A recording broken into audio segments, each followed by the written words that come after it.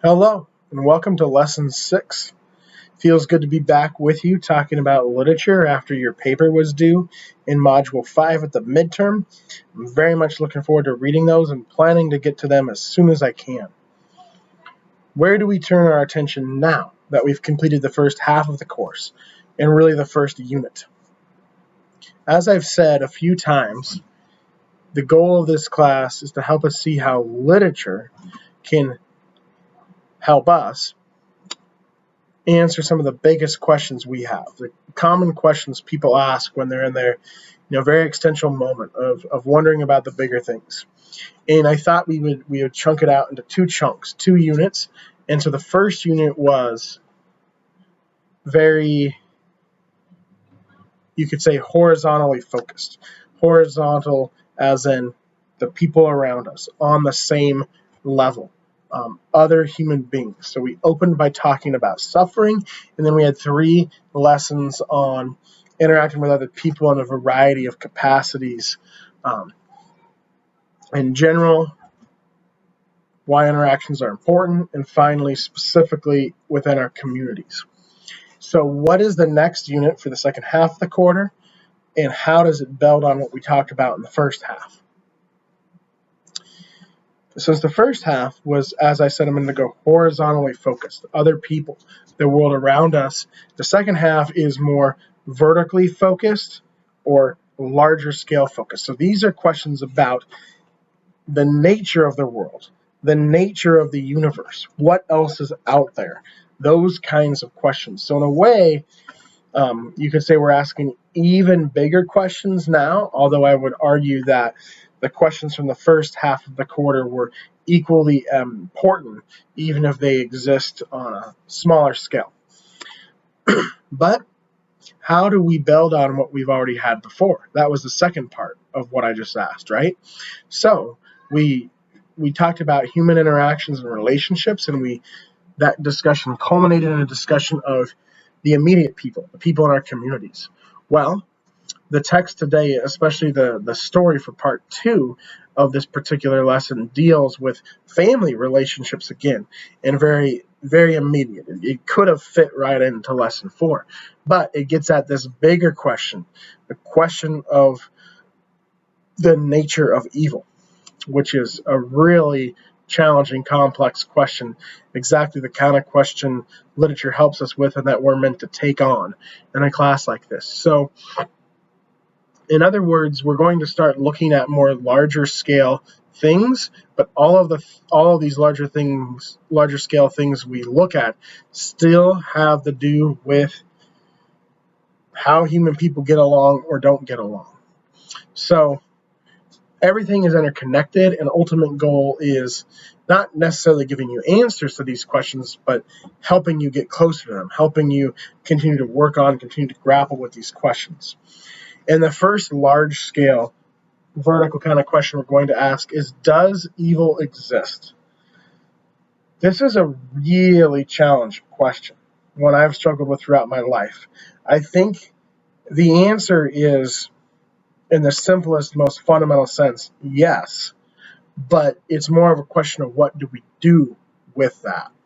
What do we do with the fact that evil exists? How can it exist in a world where there are also beautiful things? What do we make of all that? And so I'm going to revisit why we're asking this question and specifically how we're asking this question in part 2 of this lesson when we look at the short story. For part 1, we're going to look at a set of poems, actually, and the poem of the set the one I'm going to go over in the lecture actually asks this question. It poses the question for us. So we're going to shift now from talking about the question to talking about how to read poetry. And then we'll see a poem itself pose the question. And then in part 2 of the lecture, we'll pursue the question more deeply. So lyric poetry. You might be like, poems, huh? That's interesting. So I talked a lot at the beginning of the quarter about narrative and how narrative can help us answer the biggest questions. And I really believe that's true.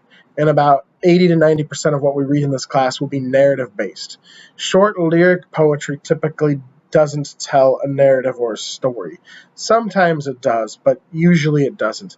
However, this class is Introduction to Literature, and part of the university's mandate with this class is that I introduce you to the three foremost genres of literature, which are fiction, which we've been reading a number of stories, drama, which we've seen with Oedipus, and we'll read one more play in lesson 9 before the quarter's over, and poetry being the third of the foremost genres. We did look at narrative poetry when we studied the Iliad, but that is very much like reading a novel because it's narrative poetry, it tells a story, and it was in translation, which just makes it even easier to read. You don't really have as poetic of language. But in my duty as your introduction to literature professor, I'd be doing a disservice for you if I didn't teach you how to interpret short lyric poetry, because unlike longer narrative poetry like the Iliad, short lyric poetry is challenging to interpret. It's short, it can only take a few seconds to read, but the language is very obscure. It uses certain types of language that you don't see in fiction and drama. And so it's quite challenging. And this is an introduction to literature class. So we are going to cover some lyric poetry here, as well as a little bit again in lesson 8 so that you get a taste of it and get some skills, some help for interpreting it so that you have that in your repertoire going forward. And so this doesn't quite fit into our theme of narrative answering the biggest questions. And I think narrative is a great way to answer the big questions. Literature in general, including short lyric poetry, does help us answer some of the biggest questions. And particularly the poetry of William Blake, who we're going to study today, really, I mean, Blake is one of my favorite poets because he really gets at the big questions. He asks them in his poems, as you'll see here in a minute. So we'll do a little bit of background with William Blake, and then we'll go over some tips for reading lyric poetry. And then what I've done is, rather than take you through a handful of poems, I'm going to just do one close reading of one poem using the tips that I've given you so that you can then use those tips to help read the other poems on your own. So a little bit about Blake himself. He was long-lived for what we call a romantic poet. He lived to be 70 years old. Romanticism with a capital R is different than what we think of as romance. It was a specific literary movement in the late 1700s, early 1800s, and it was a very dramatic period, and a lot of the romantic poets died young. But not Blake. He had a relatively calm life compared to some of his contemporaries. He studied at the Royal Academy of Arts and had an apprenticeship to an engraver, which is very important. You saw that picture on the last slide. He was an artist in addition to a poet, and as you'll see in a minute, he was not successful as a poet during his lifetime. So he had to self-publish, and he would publish his own books of poetry, and he would engrave these beautiful paintings he had done on the covers of his books of poetry. The technique he used to engrave them was called illuminated printing, which means he wrote the text in reverse so that it would print normally, and also drew the illustration directly on copper plates as opposed to typesetting. So printing was a little bit different back then than it is now, and the way that it would work, he'd actually have to write the text in reverse so it would print out in the normal order. So, incredibly challenging to do. And then these beautiful copper plates with the images, it would have been so cool to see one of these actual books of poetry. This, just gives you a little bit of an idea of who the guy was. We're about to study his poems. To read a Blake poem without the pictures is to miss something important. So, you saw the illustration back there. I think, we kind of make the joke that when we were kids, we would read books, with pictures. And as adults, we don't really do that. But some of my favorite classic novels and famous poems have great illustrations that accompany them, and pictures can show so much. That's why I included one on the previous slide. So as an example of short lyric poetry, for our first foray into poetry, we have Blake's Songs of Innocence and Experience.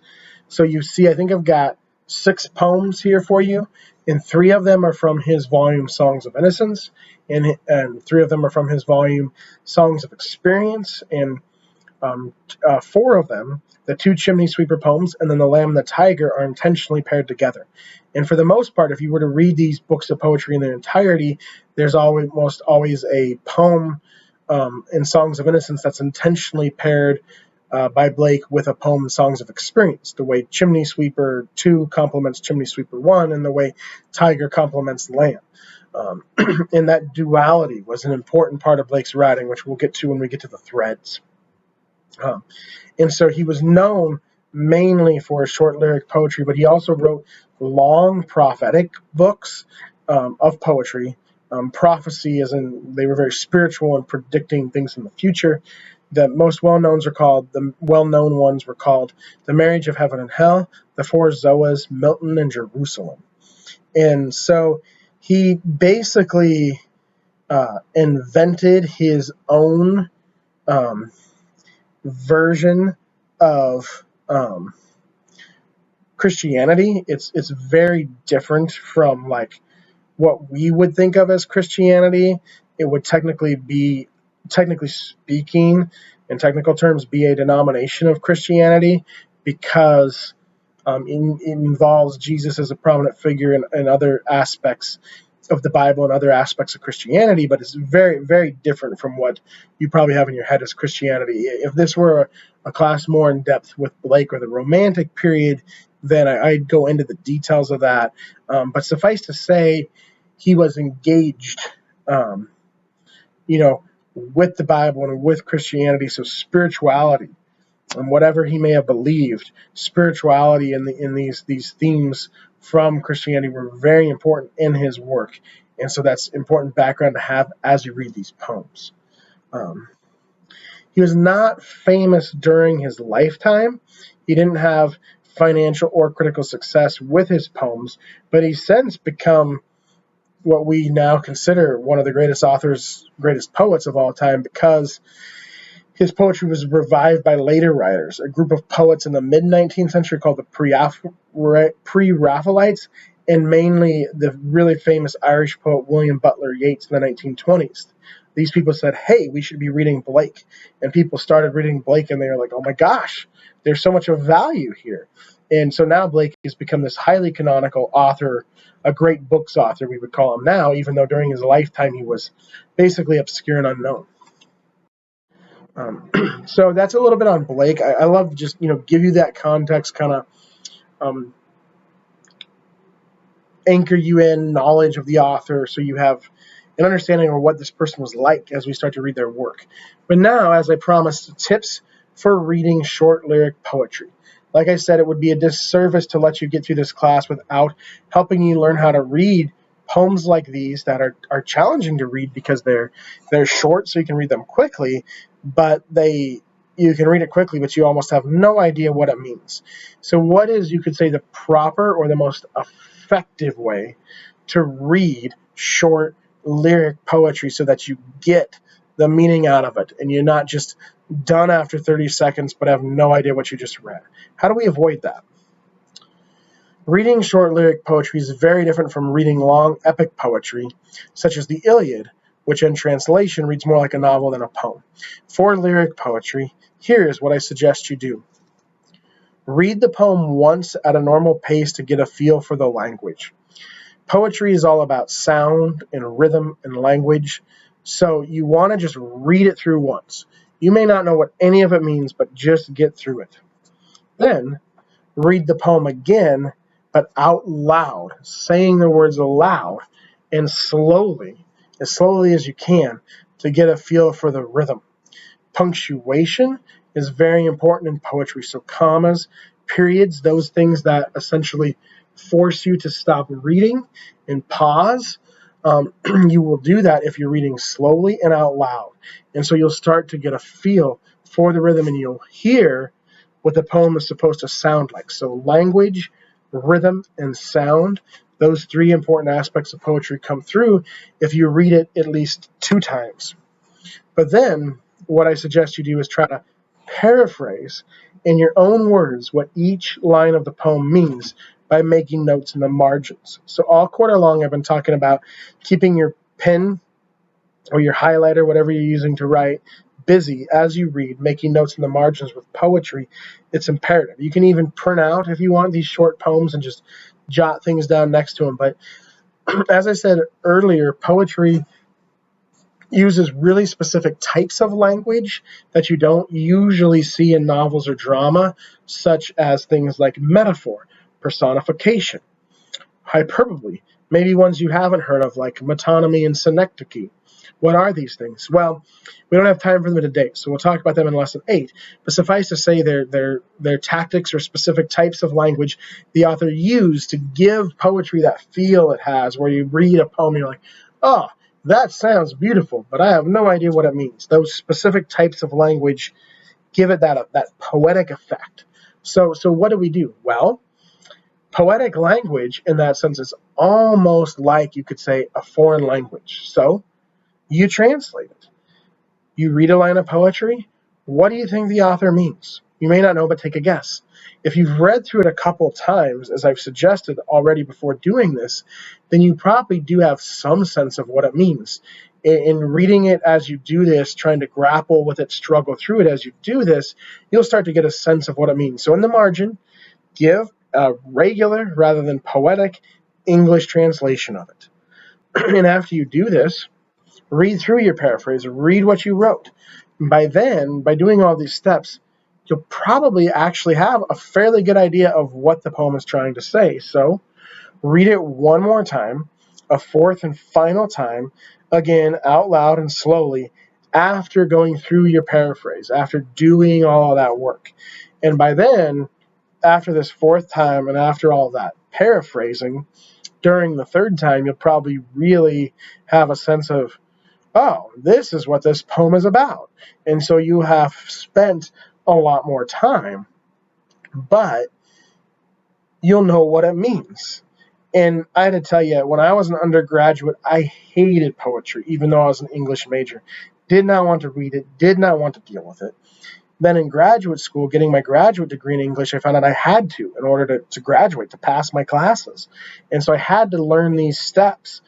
But what I found is once I learned them, oh my gosh, did it enhance my experience of reading poetry. And now that I could unlock the meaning of the poetry and understand what the poet is actually saying, I loved it. It was so edifying, so exciting. So I think if you put in the time, you'll find this to be rewarding and worthwhile, and you'll understand poetry.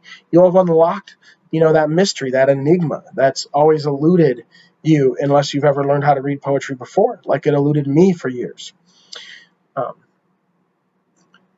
And so you think about a story like Barn Burning that you're supposed to read for part 2, that you can probably read fairly easily, although that's a challenging story, but you can just read it.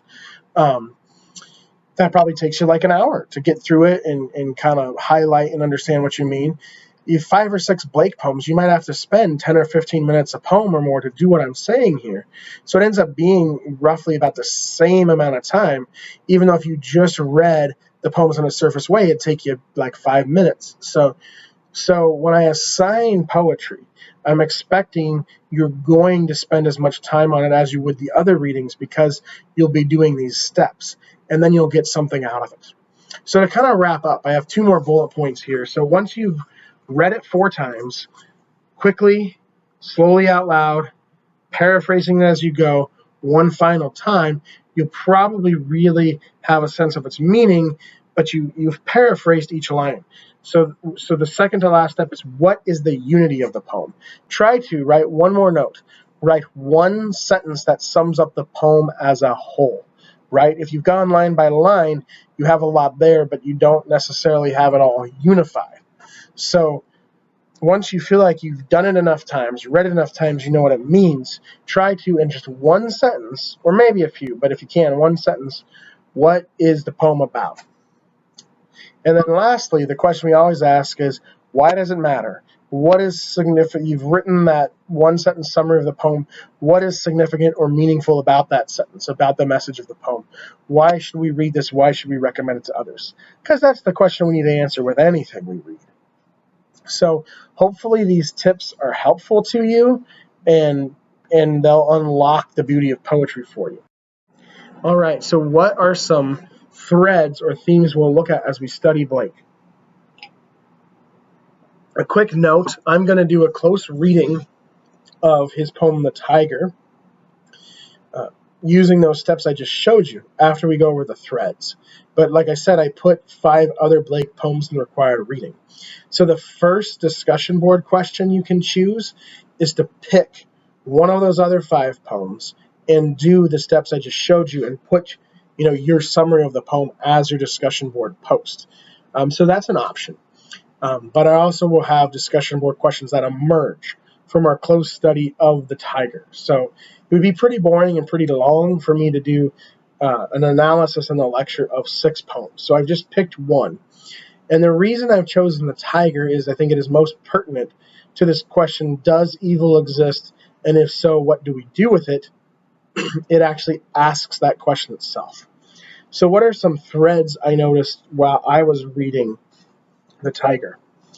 Duality, innocence and experience. About his texts, Innocence and Experience, Blake called them 2 contrary states of the human soul. I think that was even the subtitle. When he published them together, it was Songs of Innocence and Experience, 2 contrary states of the human soul. And so a big thing we'll talk about is how can we have innocence and experience at the same time, and what does the synthesis of them mean? What does the duality of human experience mean? Spirituality, which I already mentioned, but to go into a little more detail, like I said, Blake invented his own form of Christianity, and I would call it a human-centric form of Christianity. If you look at Christianity as a religion, some religions like Buddhism or Hinduism are very human-centric religions. They're focused on, things like karma or reincarnation, which have to do with, what can human beings do to achieve a certain place after death. Christianity is a very human, or a very contrarily, Christianity is a very God-centric religion. If you study it, it's all based on what God does and what God has done and will do, etc. So what Blake did in inventing his own very unique denomination was make it human-centric. And so by that, like, instead of a fall of man because of sin of mankind or humankind because of sin, it was a falling apart, a division of humanity. And rather than a savior like Jesus rescuing the human race from that sin, or in the case of Blake's religion, division, it was the poet, of course, because he was a poet. The poetic power reuniting the human race was salvation. So very human-centric compared to traditional or Orthodox Christianity. And so most scholars today would say that Blake was not a Christian in the sense we think of Christians, because he didn't believe the gospel of Jesus Christ. He invented his own gospel. However, one of his friends who was there on his deathbed claimed that he professed faith in Jesus Christ when he died. So you might be asking, how important is all this to understanding Blake? Pretty important, because no matter what the condition of his soul was at the end of his life, no matter what he actually believed, even if he stayed in that very human-centric religion he invented, he studied Christianity, studied the Bible, so that just ultimately influenced his poems. And the Chimney Sweeper, the Tiger, the Lamb, Eternity, you can really see how these are, whatever one believes, spiritual poems. They deal with the spiritual kinds of issues. Really, the bigger questions we can ask, questions like, does evil exist? On some level, they're spiritual questions. And so it just makes sense to study Blake here. Kind of building on that, Blake presents the harsh realities of a fallen world, sometimes without reservation. Blake lived in London during a time of a lot of urban poverty. And you really see that with the child born of the prostitute, blind from his mother's venereal disease in London. You see it in the Chimney Sweeper poems with the boys being sold into what is essentially like slave labor And so Blake doesn't beat around the bush when it comes to how fallen and broken the world in which we live is. And that's another thing I appreciate about him. He doesn't try to look at the world through rose-colored glasses. But this comes back to the question, what do we do with that? If the world is as fallen and broken as Blake depicts it as, and it is, because you open the newspaper or open the newspaper online, I mean, you read about things like human trafficking. The world is a horrible place. Blake doesn't shy away from that. But to build on the last point, both points really, that he's very spiritual, what then do we do with that? Do we just say, yeah, it's a fallen world and continue to live in it? Or do we push for something more? That's something Blake will help us to think about. That's key to answering some of the big questions. Building on this third point, then, subsequently, Blake's poems raise all kinds of important questions about living in the fallen world, such as who made this fallen world and allows it to exist? How do human beings function and exist in a place that is so fallen and broken? Does something better than this world exist? So you might be asking, why study Blake now in Lesson 6? Why study lyric poetry now in Lesson 6? We had to study lyric poetry at some point, but because Blake looks at the brokenness of the world and asks the big questions, he's the perfect starting point for Unit 2 of our course as we turn our attention from other human beings, more so, but still by extension, to the larger universe. Then we're starting with the poet who asks the questions about the larger universe. Let's look at some of those questions now. So, following my own advice, with the tiger, I'm going to read through the poem once, and then I'll read through it again, trying to interpret each line. Tiger, tiger, burning bright, in the forest of the night, what immortal hand or eye could frame thy fearful symmetry? In what distant deeps or skies burnt the fire of thine eyes? On what wings dare he aspire? What the hand dare seize the fire? And what shoulder and what art could twist the sinews of thy heart? And when thy heart began to beat, what dread hand and what dread feet? What the hammer, what the chain? In what furnace was thy brain? What the anvil, what dread grasp dare its deadly terrors clasp? When the stars threw down their spears and watered heaven with their tears, did he smile his work to see? Did he who made the lamb make thee? Tiger, tiger, burning bright, in the forests of the night, what immortal hand or eye could frame thy fearful symmetry? Okay, so that'd be how I would recommend reading it first, and then I'd recommend reading it more slowly. For the sake of not being tedious, I'm not going to do that out loud for you in the lecture. But before doing any analysis of it, I wanted you to just hear it.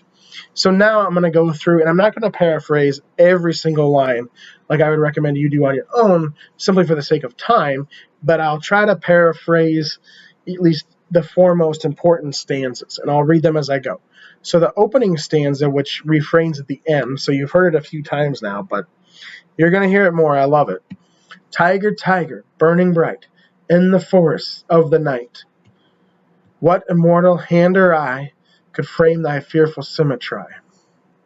So what does he mean here? Who would create something so deadly as the tiger? That's what he means when he says, could frame thy fearful symmetry. So frame is the word I use there for create or make. Who would create a tiger? It's a spiritual question because it's a question of creation, right? And that's one of the biggest questions people ask, and that's why almost every culture has a creation story. Who made the universe? Blake's asking that question here, but he's asking it in a specific way. Because the third line is, what immortal hand or eye? He's wondering if it's a divine, omnipotent God, the kind of God we associate with a monotheistic religion like Christianity or Islam. So would someone who is divine, omnipotent, all-knowing, all-powerful, would they really create something as deadly, as dangerous, as terrifying, horrific as a tiger. When you look at a tiger, if you look at a YouTube video of a tiger devouring its prey, it's like pretty intimidating. So why would an all-powerful creator make a creature like that is the question Blake is asking. But there's more to it. The first two lines, the phrase is burning bright, and the last line, fearful symmetry, indicate something. They indicate that the tiger is both deadly and beautiful. Why the word symmetry? Symmetry means two things, right? Two things at once. So tiger, burning bright in the forest of the night.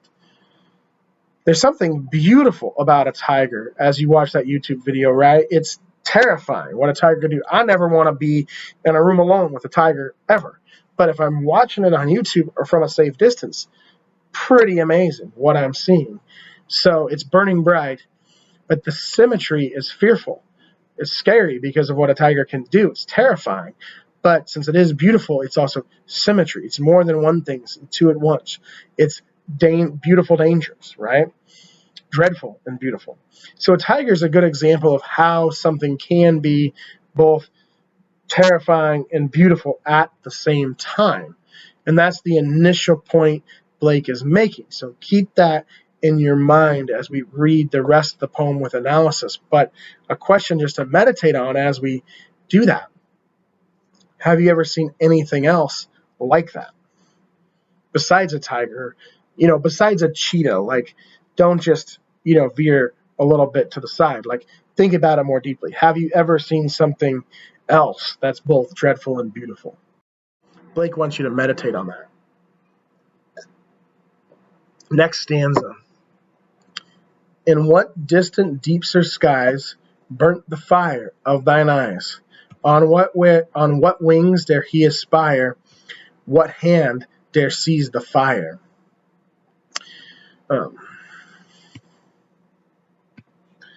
So the next three stanzas are really all very similar. So this is the only one of those three I'm going to look at here for the sake of time, even though they're all important.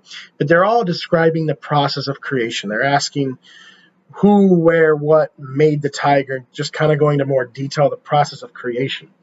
But there are several phrases in them that are important. I think the most interesting phrase from stanzas 2 to 4 is what the hand dare seize the fire. So it alludes like seizing the fire. I love the sound of that phrase. It alludes to the idea of someone very powerful, like the kind of God you see in Christianity or Islam or other monotheistic religions. And so it alludes to a divine, powerful, omnipotent, all-knowing God. But the way it's phrased as a question, what the hand dare seize the fire, it's asking something. So you can interpret it two ways. And because Blake dwelt so much in Christianity, but kind of through most of his life invented his own strange version of Christianity, most of his poems can be interpreted two ways. Either a Christian reading or an anti-Christian reading. And, I don't know which one he actually intended. And he may have intended one thing at the beginning of his life and a different one at the end of his life.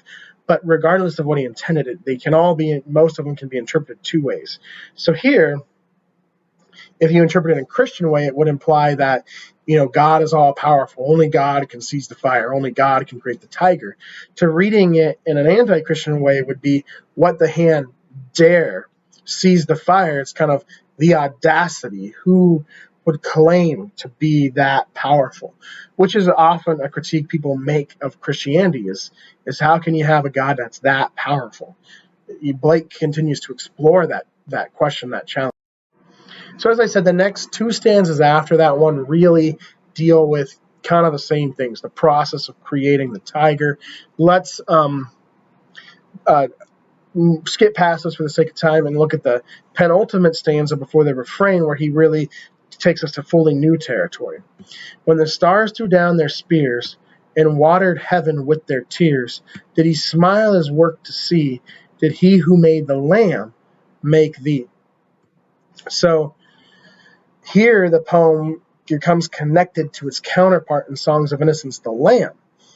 And in the Bible, Jesus is the lamb in the lion. Um, and so the lamb is kind of the meekness, the turning the other cheek side of Jesus, and then the lion is the, throwing the tables over in the temple, punishing sinner side of Jesus. So Blake is making a very intentional juxtaposition here between innocence and experience, just like he does in the two chimney sweeper poems. But what is this connection? Where does it lead us? So the question of who dare frame thy fearful symmetry has now morphed to a even more complex question. Essentially, did he who made the lamb make thee? You could translate that from poetic English to standard English as, what kind of divine creator would create something so deadly as the tiger? That was, sorry, let me back up there. The question of who dare frame thy fearful symmetry, you translate that to standard English as, what kind of divine creator would create something so deadly as the tiger? That now at the end of stanza 5, line 20, has morphed to, in standard English, what kind of divine creator would create something as gentle and joyous as the lamb, and something as dreadful and deadly as the tiger? So now we have another dimension to the symmetry, right? Now we have, it's not just that the tiger is beautiful and dangerous, but that if you're asking who made the tiger, kind of by implication or extension, then you have to ask who made everything else. And when you look at everything else out there, the lamb is the binary or the opposite of the tiger. And when you compare the two, you say, did the same creator really make both of those? So these are deep, deep spiritual questions and important questions that Blake is posing. Last stanza, one more time. Tiger, tiger, burning bright, in the forest of the night, what immortal hand or eye dare frame thy fearful symmetry? So why repeat this? Well, I want to introduce one last idea before we go to the discussion board questions that might help with this poem, which is the idea of a paradox. What is a paradox? So a conflict, to help us understand paradox, by contrast, conflict is two opposing forces at war. And sometimes that's what people think what a paradox means. But a paradox is actually two opposing forces living in harmony. So you have, with conflict, that's just two things fighting each other. But paradox, these things are opposites. It doesn't make sense for them to be together, but somehow they get along. Somehow they're both there side by side, and they're not in conflict. They're in harmony, even though they're very different, even though they're opposites. And so paradox is just one way, but a significant way to help us interpret this poem. Because a paradox can be, depending on what you think or believe, a paradox can be a beautiful thing. For example, many Christians believe God created all things, but is not the author of evil, and accept this paradox on faith is part of the mystery and beauty of God. So, to come back to our question of, does evil exist, and if so, what do we do with it? Blake's poem is asking that question, is just another way of saying, who dare frame thy fearful symmetry? So the Bible constantly contradicts itself, and many use that as a critique of Christianity. And the defense of that is paradox, that if a God is omnipotent, all-knowing, all-powerful, and the point or purpose of Christianity is to trust him completely, then we trust that things might seem like opposites, and they actually are opposites, but they work together. They live in harmony. Paradox.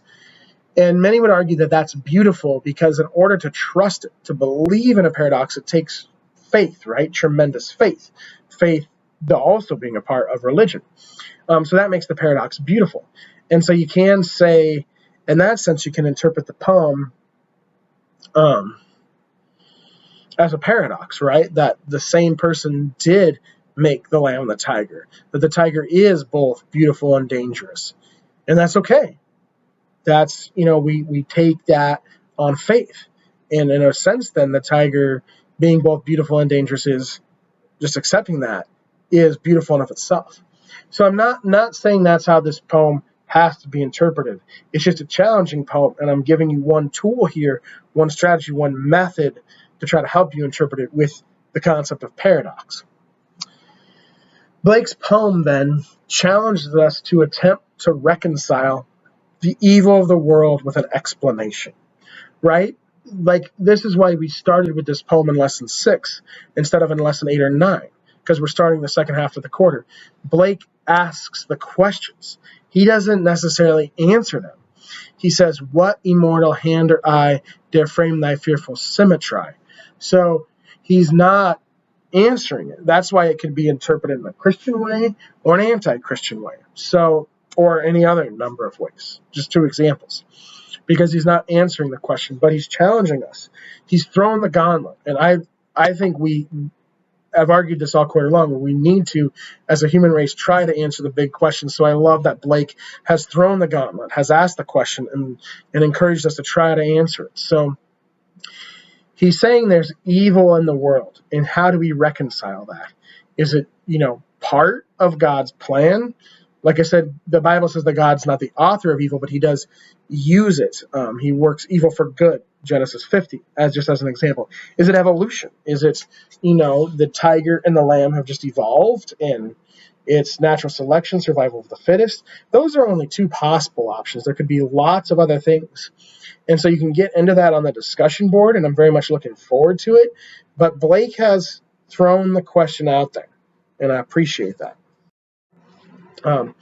So for the discussion board, your first option would be to pick one of the other 5 poems, not the tiger, and analyze it using the steps I mentioned. And you probably recall that part of that was doing a line-by-line paraphrase. So you're probably wondering, do I need to have the line-by-line paraphrase in the discussion board if I choose number 1? The answer is no. I try to clarify that with this language here. You can just you have to have 250 words. You don't have to quote the poem because it would be in its entirety and everyone's read them. So you can just do like a 250 word paraphrase. You don't have to paraphrase the whole thing. I meant to say a 250 word summary. So what is the poem about? And try to get at its central unity, like what is the main message? And of course, answer by the end of that 250 word minimum post, what is significant or meaningful about this poem? Now, if you want to put up a line-by-line paraphrase, you certainly can. I just don't want you to feel like you're beholden to that because you're using those steps. And here are the steps again. So some of this you would just do, and then you'd eventually make a discussion board post from it. So read it once, just normally, out loud slowly, paraphrase line by line the 3rd time, read it again after you've really soaked in the meaning you've come to understand, sum it up in 1 sentence. Why is it important? The last 2 here can really form your discussion board post. Hopefully so that's one option, would be to do the kind of reading I just did, but with one of the other poems. But I did want to just give you some actual questions in case you're not interested in that. And I did want to give you questions on other poems if I could. So I thought of one for the chimney sweeper, and then I have 2 on the tiger because I want to give you the opportunity to engage with that more, since I threw some things at you in the lecture to think about. So in the chimney sweeper, the first one, it depicts this vision of these chimney sweeper boys ascending to heaven with the angels, and it's this beautiful, like, white heavenly imagery, and that's juxtaposed with the harsh reality of the chimneys, which Blake calls black coffins of death, which is both metaphorical and literal because most of these kids sadly eventually died.